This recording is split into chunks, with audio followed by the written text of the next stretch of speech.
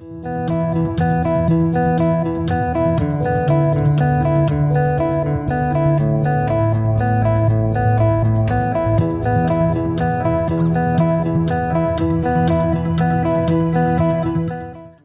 you everyone for joining us today for our R&D tax credit update.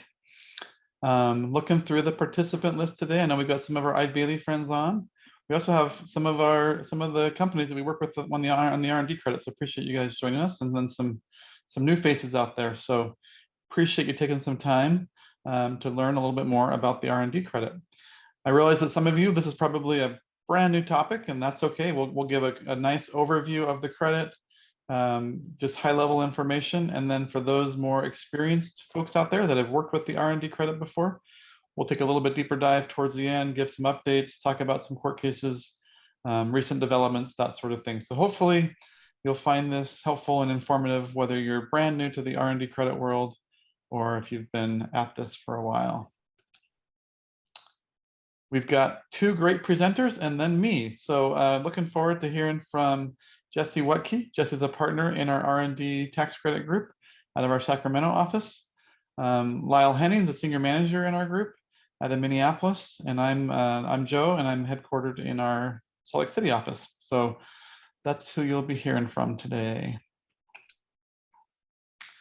So here's a high-level overview of what we're going to cover. So I kind of alluded to this earlier, but we're going to start with an overview of the credit, talk about what types of activities typically qualify for the R&D credit, and then talk about what expenses those that we can include, like we can pull in for those activities, talk about how the credit's computed, and then we'll have kind of a potpourri at the end of recent developments, other things to consider, and kind of take a little bit deeper dive into some of those nuanced areas. So that's what we're going to cover.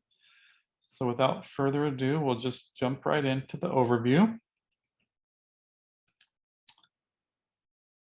So why do we have why do we have tax incentives for research and development? So the R&D credit has been around for a long time, since 1981.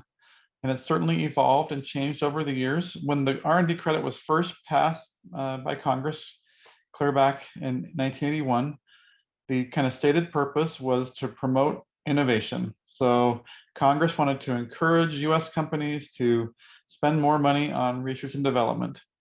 And I think that's still all these years later, still a purpose of the credit. One reason we have the credit is to encourage and incentivize companies to do R&D.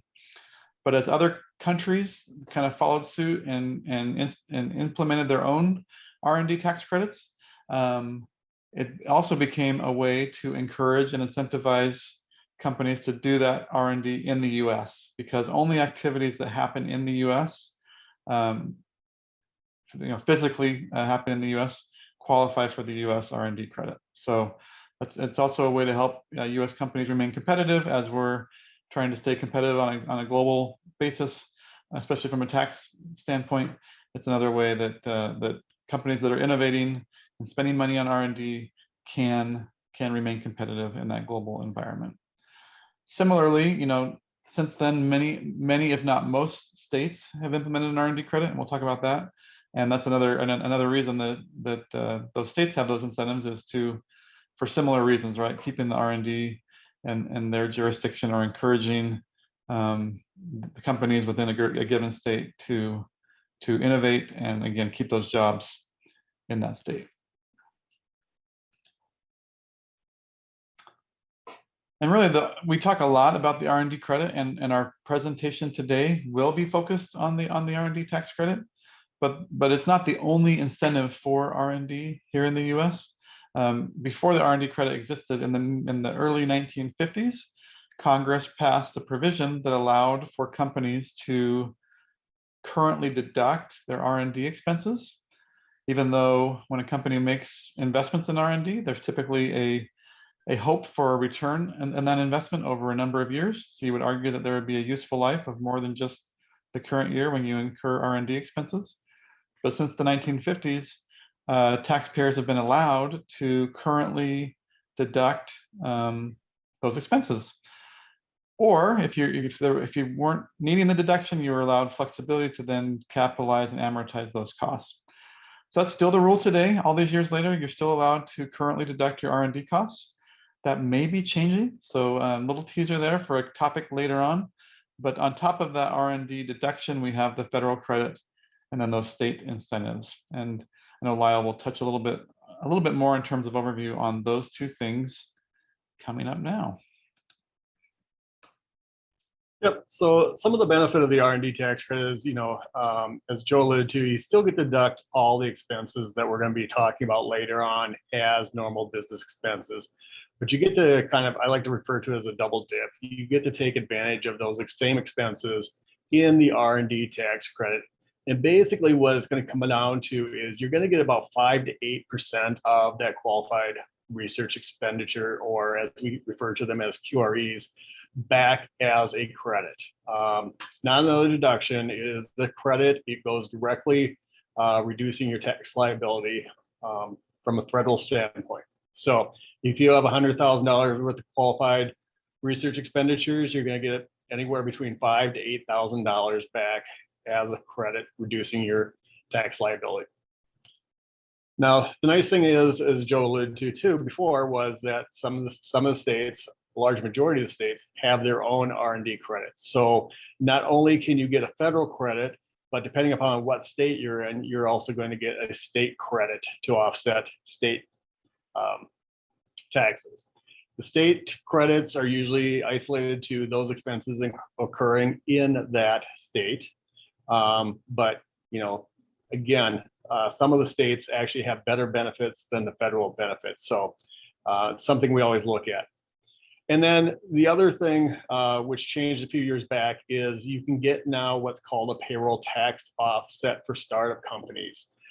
Startup companies, have lots of R&D, but typically they would never have taxable income, so they did not necessarily pursue the R&D tax credit until they got into that tax mode. Now they can offset payroll taxes if they, in the first 5 years of existence, if they meet certain criteria. So what does it mean, doing an R&D study? Basically, what we do is we help compute and document the credit for all open tax years. And when I say all open tax years, it's the current year, and typically we can go back 3 prior years to look at what's the R&D credit back in those years. We would need to amend those prior year tax returns if we pursue the prior years. The nice thing also is that the credits do carry forward if you have more credit or you don't have a need for a credit in the current year. They will carry forward up to 20 years on the federal side. All right. Well, I'm up to talk about qualification criteria. So, the R&D credit is available to any company, regardless of industry, basically as long as you are making something. And so, as this slide shows, there is a broad definition, but we need to be trying to develop a new or an improved business component. Now, a couple things that I'll hit on here is that I said we need to be attempting. So being successful is not a requirement. So we're trying to develop something that is new or improved. Now that's something is what we're calling a business component. That can be a product, it can be a process, it can be software, technique, invention, it can be a formula, okay? So if you are a taxpayer and you are making something, whether it's for your customer or you're developing it in-house and hoping that the market wants to purchase what it is that you're developing, then you have what's called the business component, whether it's software or a widget or a new process. Okay, so keep that in mind as you listen to this presentation. And if we are making anything at all, this probably applies. The next slide. Okay, so here we have what we call the 4-part test. Now, Joe had mentioned that there are other incentives for research and development, and one of those is that we can deduct those expenses. And that's under section 174 that allows us to deduct those expenses. And the R&D tax credit kind of takes it another step further. And under section 41 of the Internal Revenue Code, we get this slide here, which is basically the four-part test. So we're going to go through each of these four parts and talk about them a little bit. So the first is that there has to be what we call a permitted purpose, which essentially is, what are you trying to do? What is it that you're trying to make? What is your business component? Is it a product? Is it a technique? Is it a formula? Is it something new to the world? Is it just new to you as a taxpayer? Okay, so we're trying to develop a new or an improved product. Okay, so it can be version 2.0, or it can be the very first. Second, we have to have uncertainty at the beginning, and we're really talking about technical uncertainty. So we're not talking about whether or not we're going to make money on this endeavor, but on the technical side of things, can we make it? Can we develop this product or this process? Can we be successful? What is the appropriate design going to be? How are we going to get there? How are we going to eliminate certain challenges and uncertainty that we come across in the development process? Third is that there has to be a process of experimentation. So we're talking about a subset of your effort where substantially all of that activity revolves around a process of experimentation. Now that could be trial and error. It could be the evaluation of two or more alternatives against each other to see, which would provide the best result or a feasible result. It could be prototyping and testing those prototypes. It could be very iterative in nature, which it often is. And so we may try something in our product development lifecycle or our software development lifecycle and get to a point where we're testing and we realize that we've failed. And now we're looking at a different alternative and kind of going back to a previous step and redesigning and testing again version 2.0 or attempt 2.0 until we get to a point where we're saying we've figured it out, we've substantially eliminated our uncertainties, and we're ready to go into production. So the process of experimentation, again, evaluating different alternatives, trial and error, just trying to figure out how to overcome those uncertainties in step number 2 to achieve our objectives that we put out in number 1. And then finally, the fourth one is that the activities that we're talking about here are those that are technological in nature. So we're not talking about, the finances and can we make money on this because it's a managerial science or a soft science. We're not talking about, what color the product is going to be necessarily. So we're talking about really activities that rely upon principles of the hard sciences. So physical science, biological science, computer science, engineering. So the people that we have on staff that are trying to, first identify what our unknowns are, what our uncertainties and challenges are, and they're going through that process of experimentation. Those core people that are relying upon principles of science are satisfying that test. So if we look at any effort that a taxpayer is going through, we have to subject it to this test, and all 4 parts have to be met. If we only hit 2 or 3 out of the 4, then that activity is probably not going to qualify.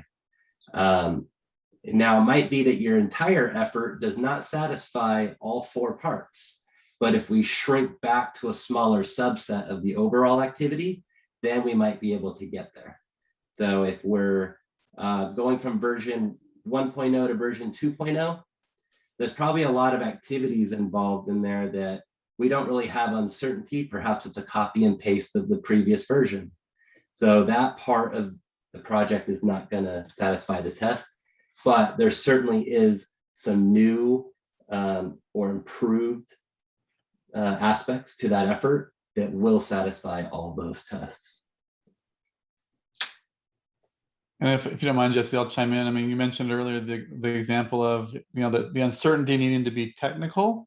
So the example you gave of, it can't be, are we going to make money at this?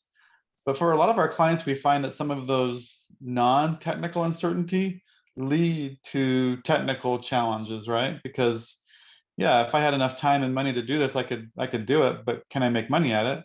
So then the technical challenge becomes, how do we do it and reduce our costs? So are there different materials we can use? Can we engineer it differently, et cetera, right? So yeah, that's kind of the follow-up question we usually talk about when there is a kind of a non-technical issue.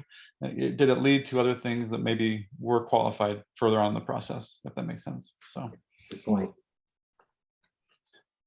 So this slide, I mean, this is not all encompassing, but we're just trying, we have the 4-part test, which is just copied and pasted from the tax code for the most part. And Jesse did a good job of explaining it, but what does that mean? Like, what types of things do we typically see that qualify?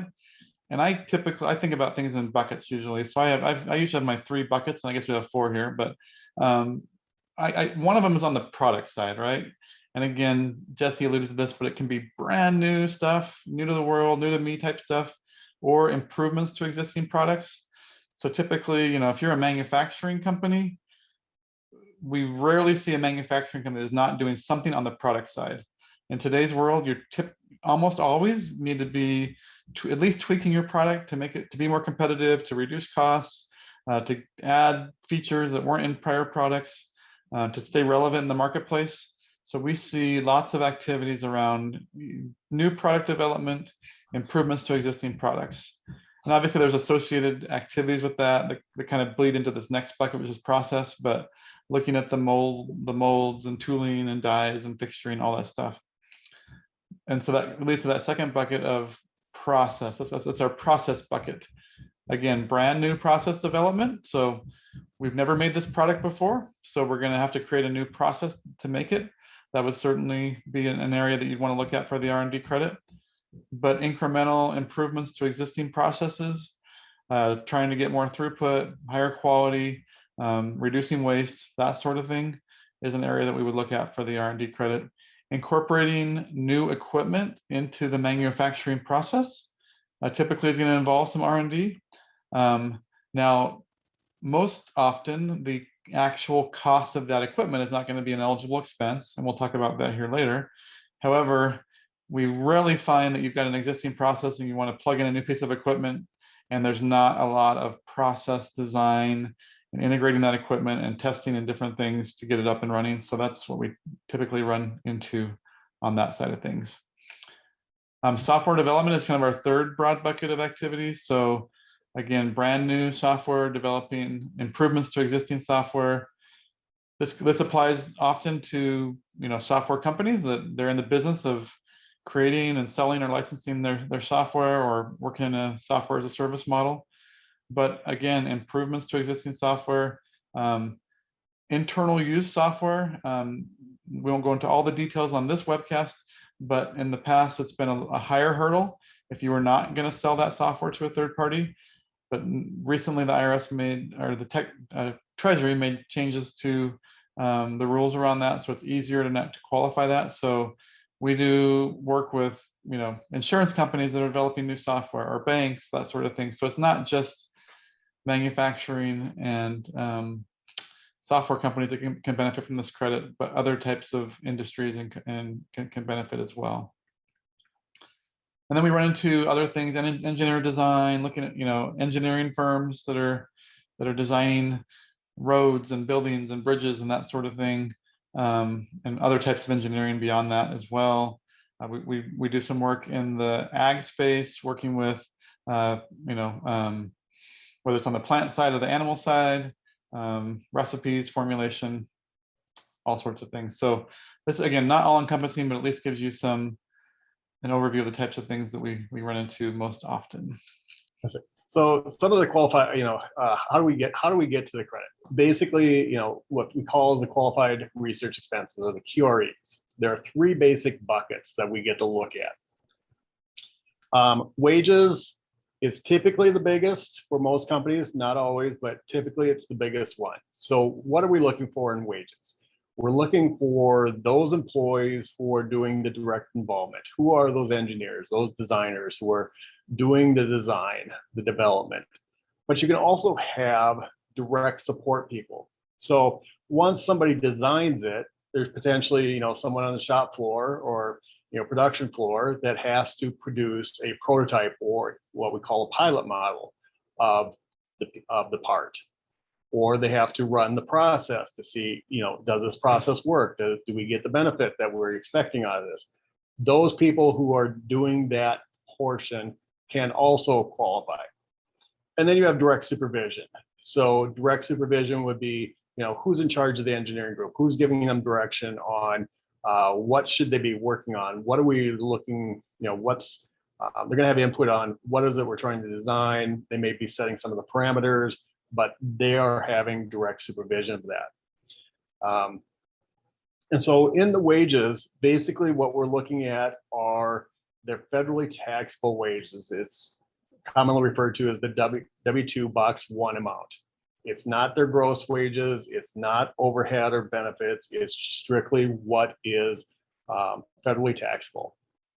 And from that standpoint, then we look at, okay, how much time each individual is spending doing qualified R&D activities.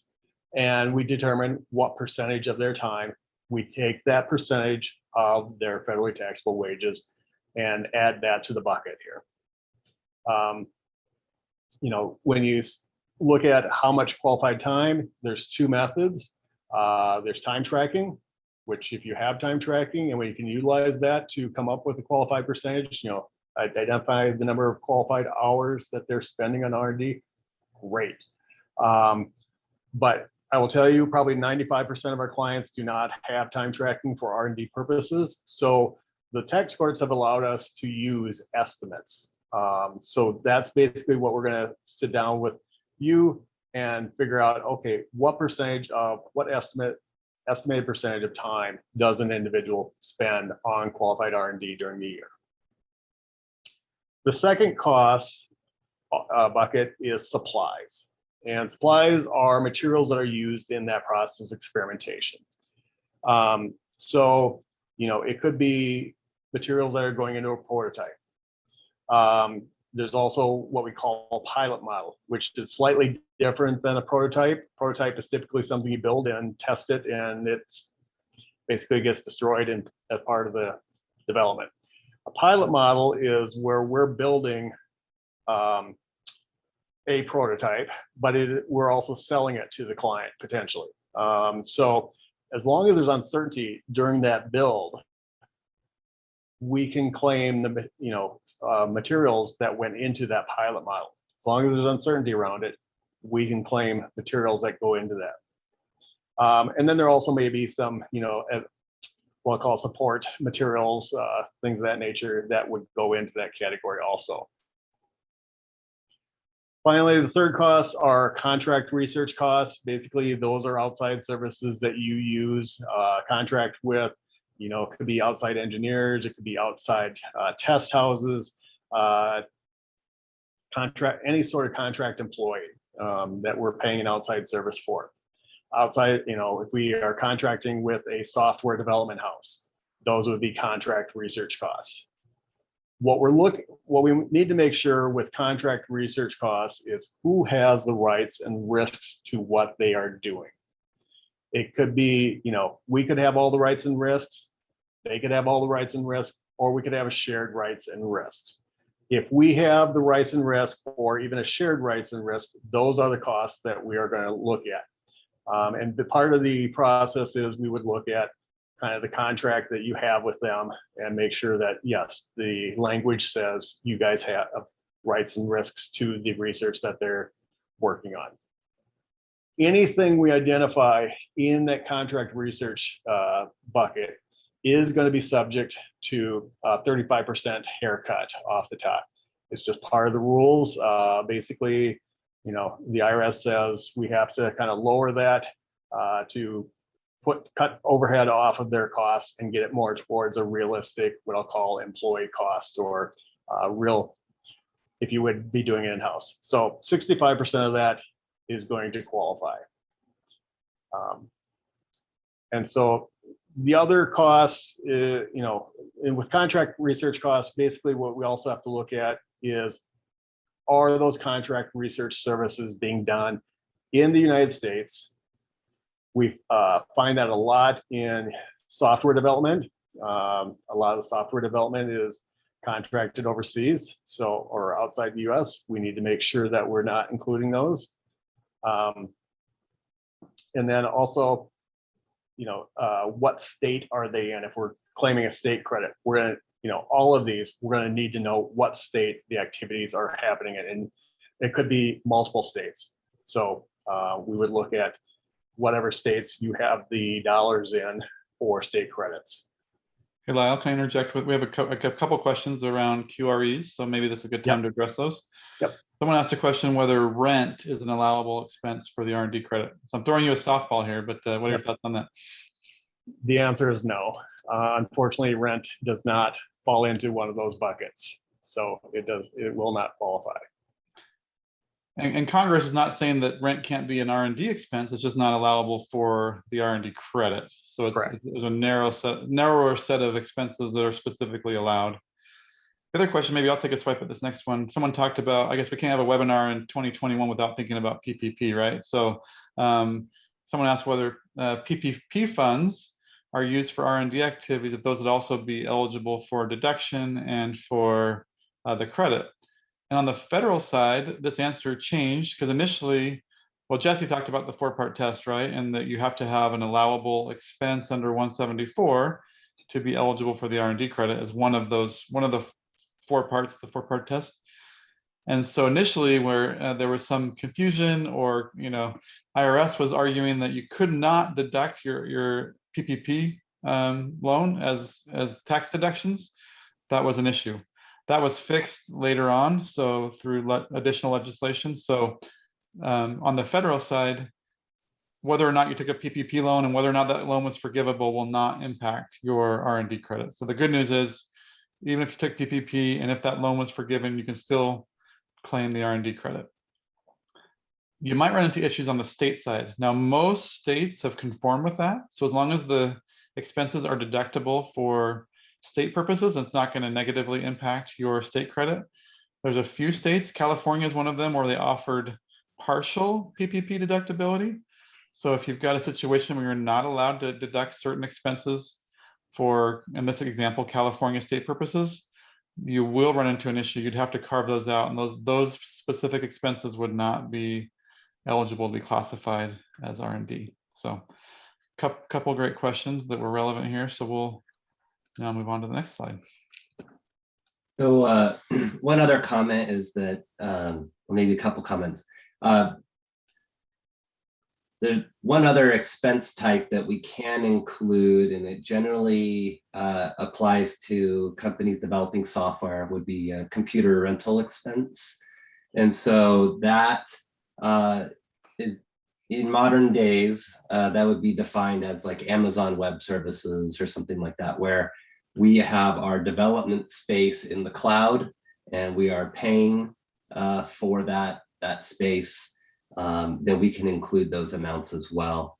But basically, when you look at these 3 buckets on the slide, and the 4th bucket being the computer rental expense, these are really like consumed supplies, like the time of the people, the wages, it's consumed in an R&D process. The supplies that we're claiming are essentially consumed in a research process, and we're consuming the time of the contractors. And so rent, you know, we're not consuming the building.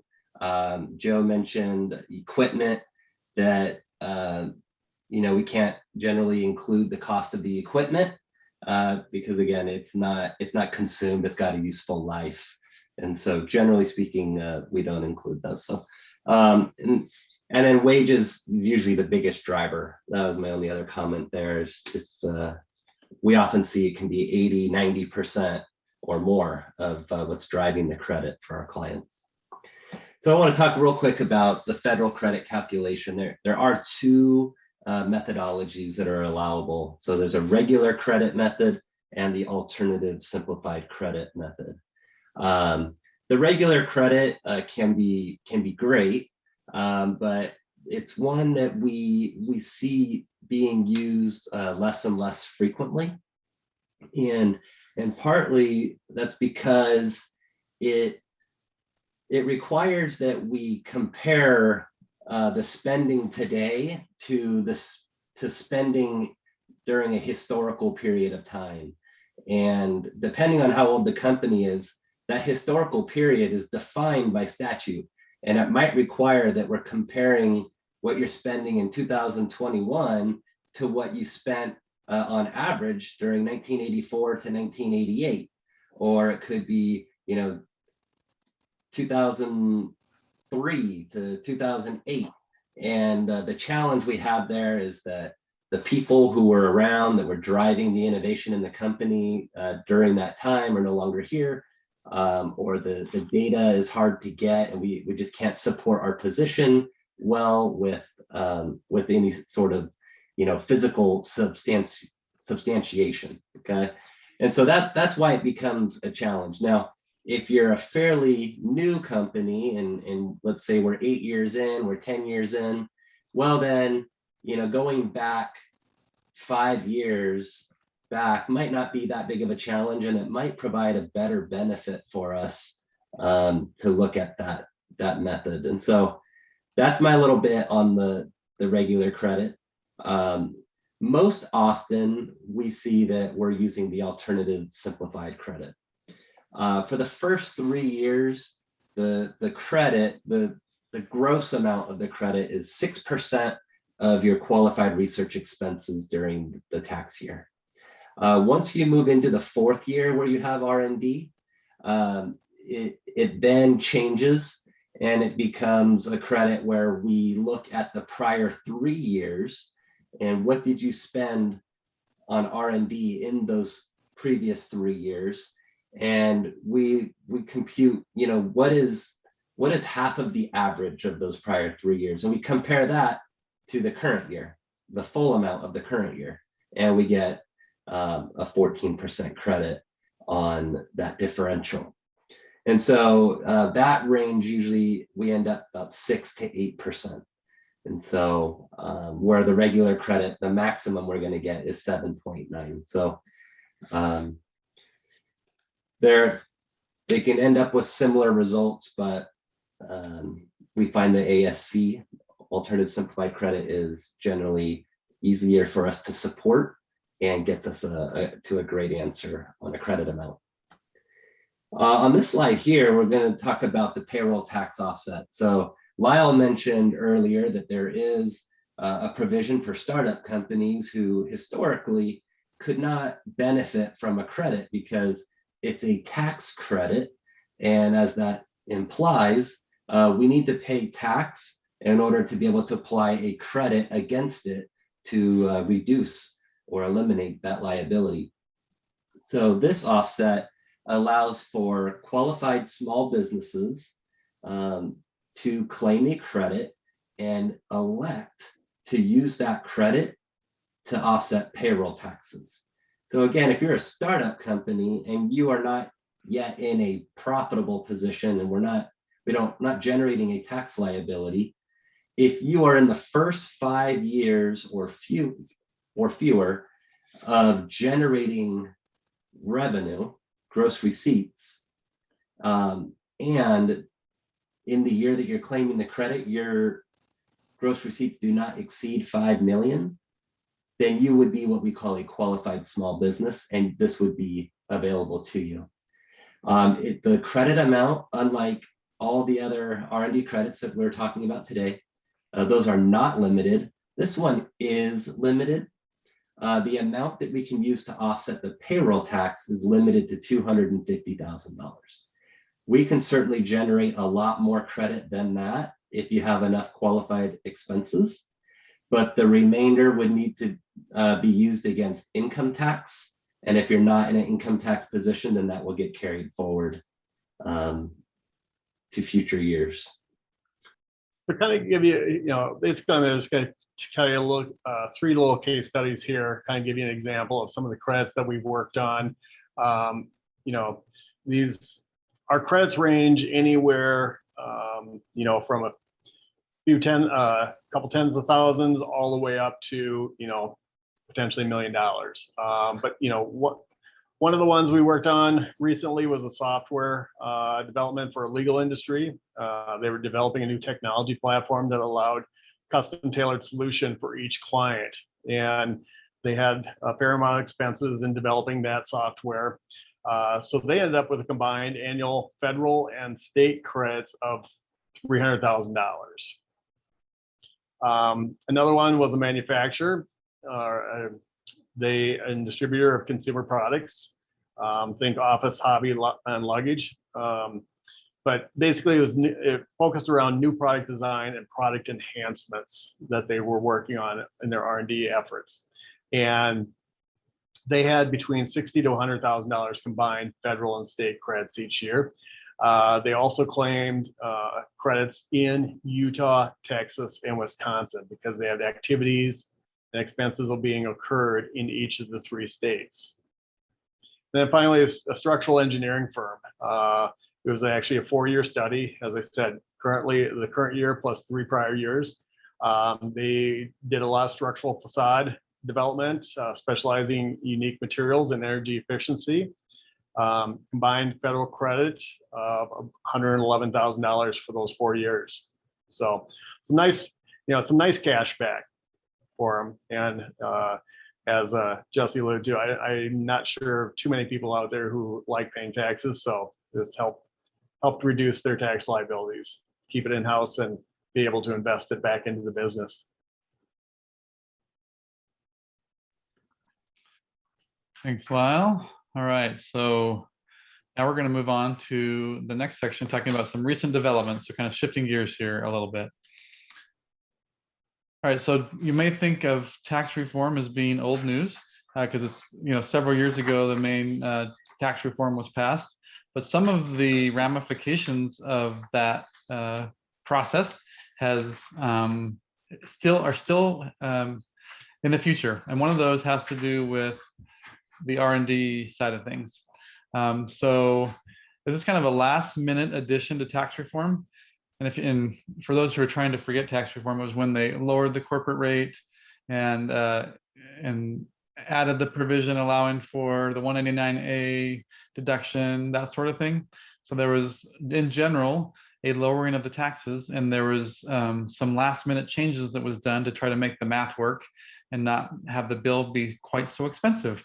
So one thing that was kind of thrown in there as what they call a pay-for was this provision that eliminated the ability to currently deduct your R&D expenses, and requiring taxpayers to capitalize and then amortize those expenses over a 5-year period.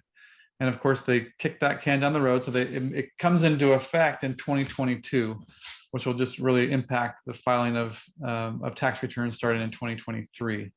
So we have a little bit more time, but the changes are coming soon, and so we have to be aware of this. What this means, you can still deduct all the same costs. You just can't deduct them in the year you incur them if this provision comes into effect. Congress is trying to still incentivize domestic R&D over foreign R&D, so there's a shorter amortization window. Now, again, I kind of alluded to this earlier, but this was a pay for. It was really not intended that this would ever come into effect. So this has bipartisan support that Congress will fix this issue before it ever becomes law.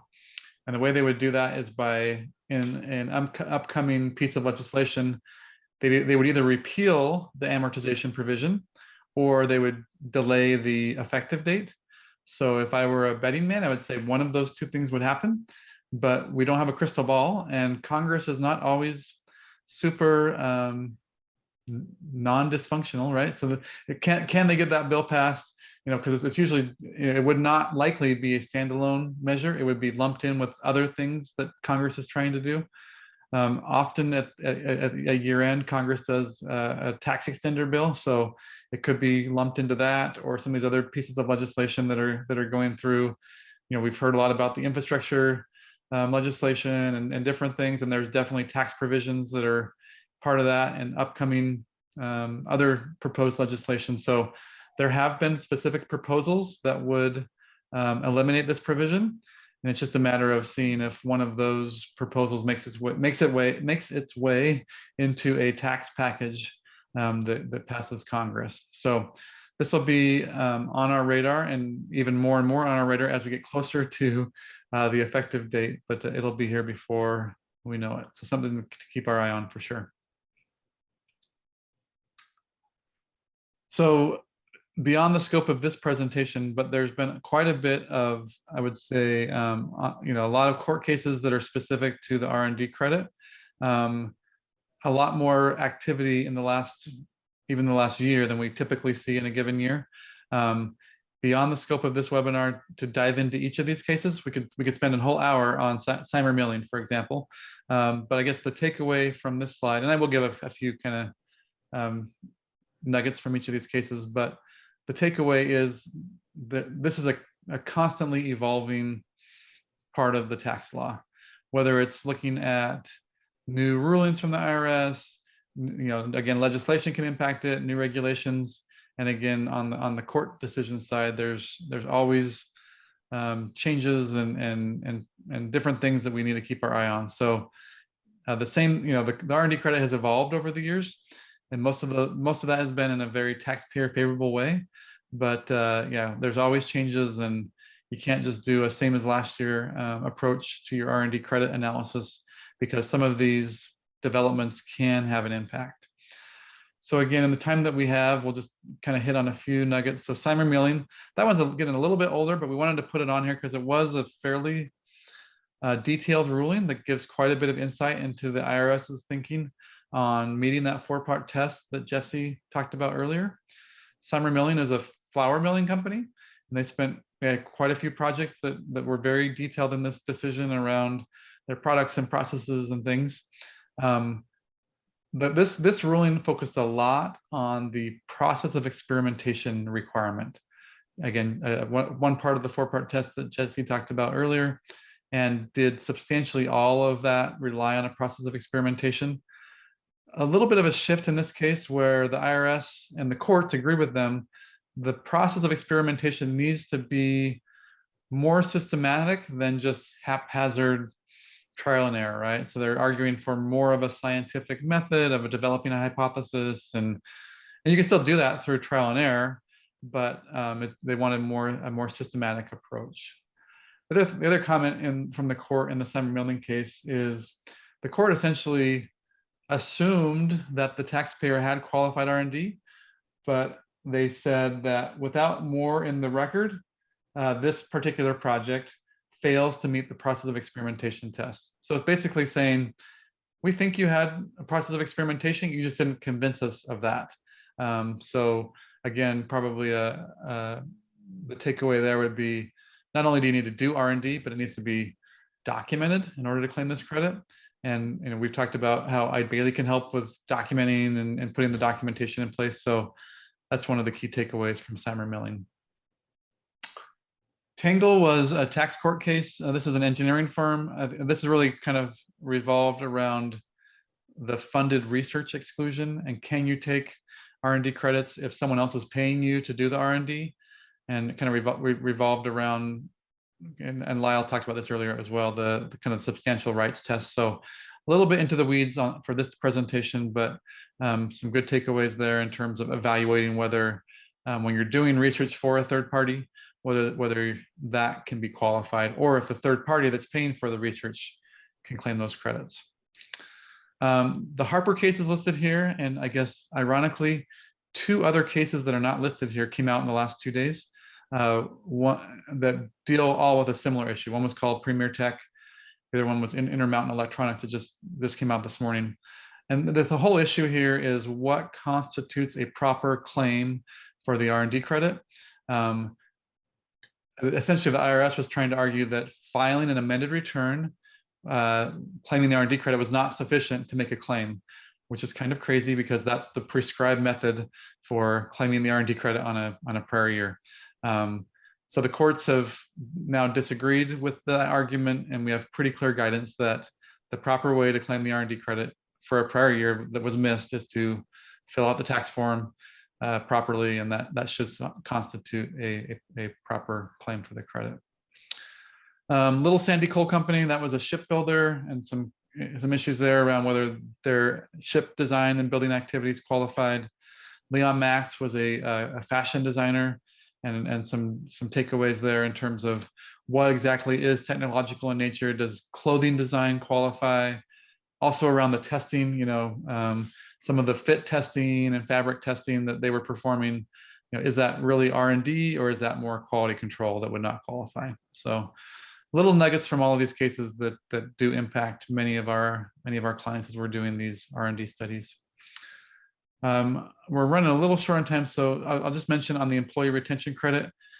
If you are planning to take this credit for 2021, this is one of the CARES Act provisions, and then got subsequently extended and expanded. So for 2021, there's a specific provision that you cannot claim the same expenses for the ERC that you claim for the R&D credit. Now the ERC is a 70% credit, so huge bang for your buck. You would certainly want to claim those expenses first for the ERC. Then any additional expenses that were not claimed for ERC could then be eligible for R&D. For the 2020 ERC, that rule was not in place. So a few more things to navigate through with some of the COVID related provisions that just new this year and last year. All right, I'm up. So I won't spend much time on this. What I do want to just share is that there is hopefully some good news. And the good news that's been consistent with the R&D credit is that it has bipartisan support. Republicans, Democrats alike have been in favor of this credit, incentivizing innovation in our country. It was during the Obama administration that the R&D credit was finally made permanent, where previously it was being extended every couple of years. And so there is currently a bipartisan bill from the Senate called the Forward Act, where they're trying to improve the credit. And so we talked about the payroll tax provision. I talked about that earlier, where if you make less than $5 million in the current tax year and you want to claim the credit and you're in the first 5 years of generating revenue, then you can claim a credit against payroll taxes. And this is extending that. So it's saying, well, no, instead of 5 million, let's make it 20 million in the first 5 years. Let's make it 8 years. And let's not count years where we had interest income of $8,000. I mean, let's set a de minimis, amount, and that doesn't count as year one yet. So that's great. Personally in favor of that. It wants to reward U.S. manufacturers, made in the USA. They're talking about, how we can incentivize that further. They want to increase the credit for those who collaborate, with industry consortia, academic institutions, federal labs. And so, those companies who do generally gravitate in that direction, there are people on your side who want to give you a better benefit. And this last bullet here under the Senate bill include the cost of training R&D related employees. This is another one that I think is a great idea. The all-in cost of training of employing R&D personnel. So they're kind of gravitating toward, in that direction. And so these are all just ideas. These are got people battling it out, fighting for these things. And so certainly watching for this. Another thing to watch for is a corporate rate change, increasing from 21% corporate rate today, possibly to 28%. And so this has an impact because of Section 280C. If we claim a credit, if it's a gross credit, there is an adjustment to taxable income by the amount of the credit. So is that going to be a 28% impact? Is that a 21% impact? Most taxpayers will claim a net credit, electing 280C. And so it reduces the gross overall credit by this percentage. So 280C reduction is the current corporate rate at that time in that tax year. And the last one is just ASC 730. So this is a directive that applies to LB&I taxpayers. So that's large business and international. Really, this is just, it's a provision that essentially was intended to provide like a safe harbor for these large businesses who have audited financial statements. And if they're claiming research and development costs as a separate line item, and those are audited per GAAP, that if we're claiming an R&D credit, those expenses, for all intents and purposes, there's a safe harbor, and we don't ask a lot of questions about it. They're now kind of changing that tune a little bit, and they've just recently put out some guidance on how to reconcile the expenses that are claimed on the book financial statements to tax, and specifically Section 41. So kind of gives the IRS maybe a little bit more in to examine those expenses. We don't see it impacting a ton of our clients, but certainly something to be aware of. Okay, so documentation. Besides the financial piece that we talked about earlier, the qualified research expenses that we use to calculate, we also look at documentation, and the IRS would look at documentation if they ever audited your R&D credit. So with that being said, there are no specific record keeping requirements in the tax code. But at the same time, the IRS has been known to be aggressive in this area. And so what they're looking for is sort of what we refer to as contemporaneous documentation, things you developed at the time that the R&D was going on. So, you know, was there timesheets? If you have time tracking, great. Timesheets. Are there CAD drawings of showing revisions? Are there things like engineering notes discussing, you know, what it is you're trying to accomplish? Are there any emails going back and forth discussing, you know, uncertainties, challenges, possible solutions?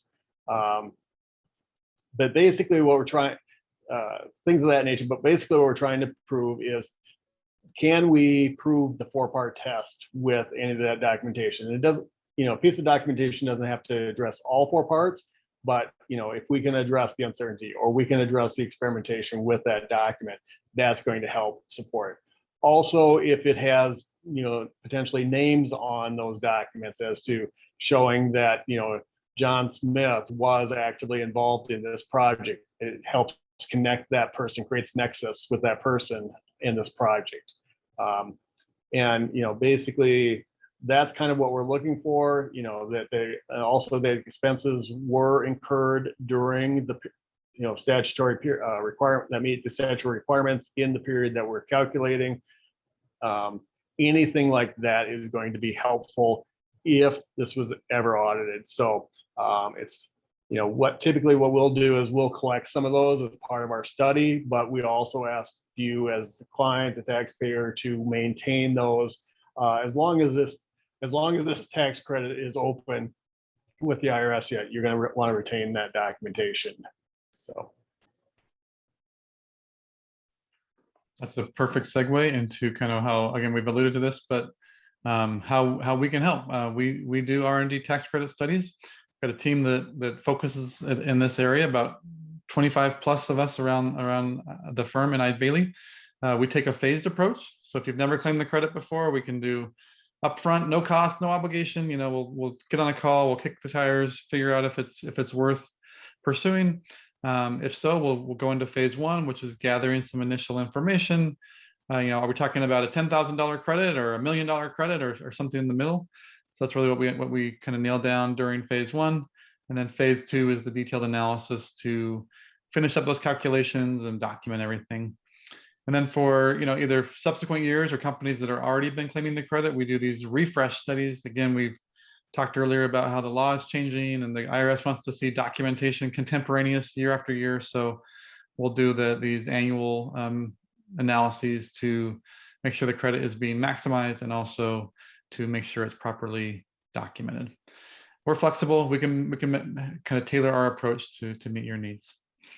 With that, we've got less than a minute left. So any last questions, feel free to enter them into the Q&A. We can probably answer 1 or 2 of those.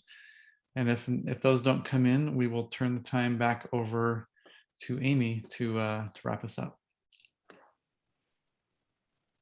All right.